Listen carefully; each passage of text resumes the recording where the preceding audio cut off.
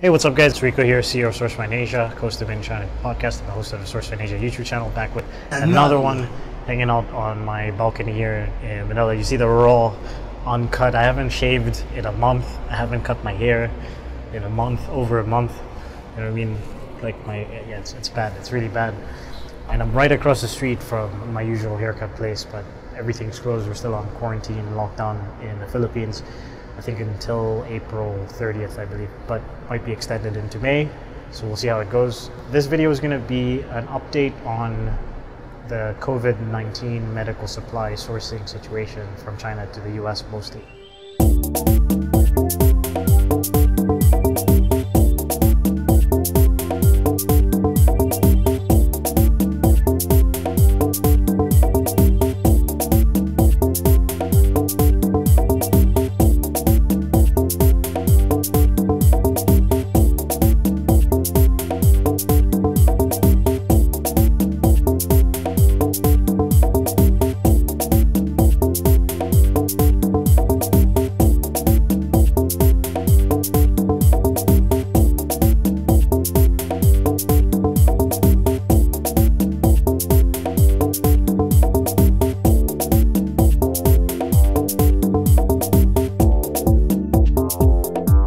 I'm going to focus on shipping. I'm going to focus on the export process that we've kind of dived really deeply into in the last couple of weeks.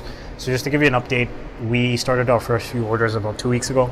We're working with a couple of brokers in the States and then in Canada, also some in Europe as well.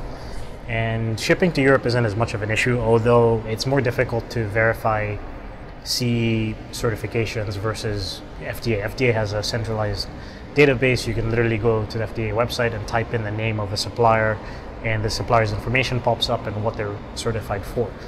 Whereas CE, there isn't really a centralized database. I can't just type in the CE certification number and then that pop up and show the factory name, right? So sometimes there's a lot of fake CE certificates, just like there's a lot of fake FDA certificates, but it's easier to verify FDA. The major distinction right now is there's a difference between medical supplies or medical products, that's what COVID-19 products that are considered to be medical grade or for medical use, and then non-medical use. So you can have a KN95 mask, as you can see, KN95.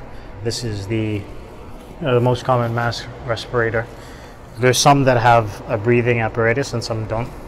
But yeah, you can have a KN95 mask that's medical use. You can also have a 3-ply mask that's medical or surgical grade. And you can have the ones that are just for personal use, right? So if it's medical grade, typically what needs to happen is the mask has to be FDA approved or certified. And then they also have to, CE is a plus, but CE is like, most medical supply companies are asking for FDA and CE certification. What changed was that there was a lot of fake goods that were not verified that were being shipped to the States.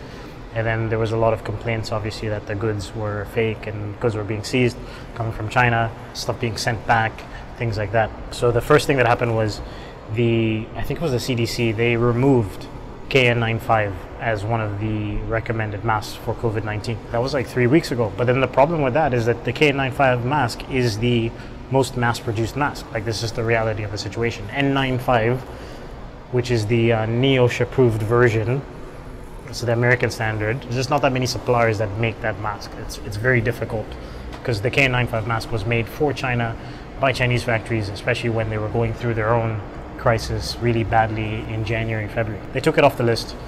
Then they put it back on the list the next day or a couple days later, but they implemented this new standard. It's called the EUA standard. And at the time, the EUA standard, which is CDC standard, there was only like 2 factories in the whole of China that had this certification. So naturally, a lot of things got blocked from leaving China. China also implemented a export law that said if a Chinese factory doesn't have the license to sell their goods as medical grade goods in China, they would not be allowed to export. So that took 90% of factories for a lot of goods off the table. They could produce, but they couldn't export them out. So you have orders getting canceled. The factories that did have that license were basically charging through the nose for medical gowns, medical grade gloves, things like that. That's just, it created a mad scramble. So now at the same time, the CDC says, hey, okay, you have these 2 factories, right? So now all these factories that were making KN95 masks had to get approved, which is what happened roughly in the last week. It went from there being 2 factories on the list to now there being like 150, 200 factories that got certified in basically a week and a half, 2 weeks. So that's changed with the KN95s. Obviously there were millions of masks in production for KN95s that were being produced by factories that have FDA and CE certification but just don't have the EUA certification. So the masks are good, they just don't have the certification to export to the US, or to be imported into the US rather. They might even have the medical license to sell in China so they can export out of China, but when the goods arrive in the States, they might get seized if they get inspected. So basically the requirements are, from my understanding, 1, factory has to have a medical license to sell these goods in China in order for them to export. 2, they have to be FDA, CE certified to sell in the US. 3, they also have to be listed on the CDC as an EUA approved supplier. And then point number 5, the person who's importing the goods, if they're importing them for medical use or mass commercial sales, they need to have a medical import license. If the item is listed as a medical product, KN95 medical use, medical grade on the documentation, that means that the person importing has to have the license to import into the US. So they've made it like really, really difficult for people because, I mean, how many companies are registered to import medical goods into the States? Like, I mean, it's just, who was thinking, like how many companies were doing that? It's not like it was such a booming, industry where every company could register. But I think it takes about 1 to 2 weeks to get registered.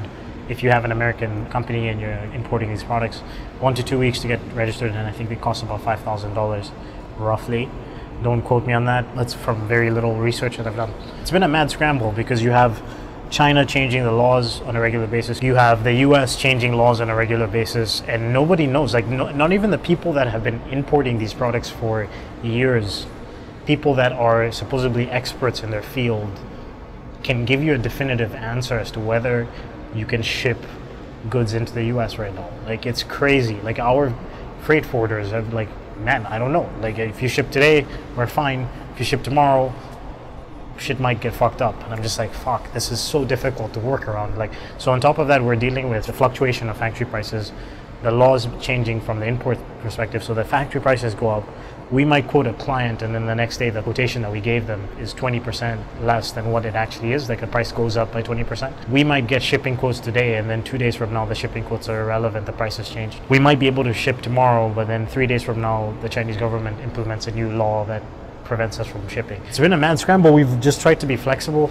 We try to get updated information on a regular basis, and we're really just leaning on our partners a lot, our expert partners from the export side and then from the import side in the US, and just making sure that our documentation is legit, which it is. We verify every factory really deeply, and we try to make sure that we're not engaging in any illegal export laws or practices, whatever. And we just kind of take it one day at a time. So at the end of the day, the most important thing is that people need these products. There's a limited supply of them in the States and in other countries as well. People need these products. The doctors, the medical professionals are, they're saying, because we talk to some of these people directly, and they're just like, we need the products here. Some people almost say that we don't even care if they have the right certifications. We just need the products because we don't have enough. We are reusing masks or using underwear as a mask. Like, it's a ridiculous situation. So the most important thing is getting people the protective gear that they need, and obviously making sure that people practice social distancing and quarantine and things like that. But yeah, that's just a quick update on the shipping situation. I would say if you are exporting goods right now and you are not sure about whether your stuff is going to get seized or not, whatever, I would say try to break up your shipments to smaller quantities and multiple shipments and ship them through different avenues. So instead of just working with one shipping company, work with 3. Instead of just shipping everything through DHL, work with DHL, FedEx, and UPS. You know what I mean? Like, split up your shipments, and air cargo as well. That's going to give you a little bit more protection, because the worst thing that can happen, which happened to one of my friends, my mentor's company, they shipped out a cargo plane with something like 800,000 3-ply masks. It got seized, or at least it got stopped by Chinese customs. So you never know with the situation, right? So it's just like, yeah, just split up your shipments into smaller shipments, maybe use multiple shipping companies, and also just multiple express shipping companies.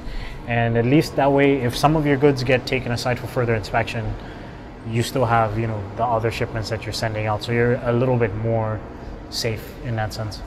But yeah, that's it, guys. We'll probably do a more long-form interview with me and Mike, updating maybe today, maybe tomorrow, and try to get that out to you guys. So stay safe. Hope you guys are okay in quarantine. It's a weird time that we live in, but just try to keep a routine, try to educate yourself, try to keep your mind engaged and busy. I think the worst thing you could do right now is just to sit around and not do anything. It's very easy to fall into those kind of habits. But all right, guys, cheers.